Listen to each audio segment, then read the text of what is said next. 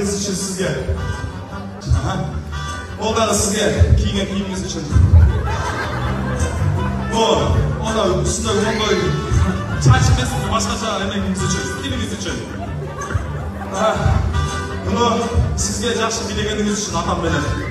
Buna kudalarga bere tuğan melekliği asla ayırma verdim, özünüz böylesiniz bol.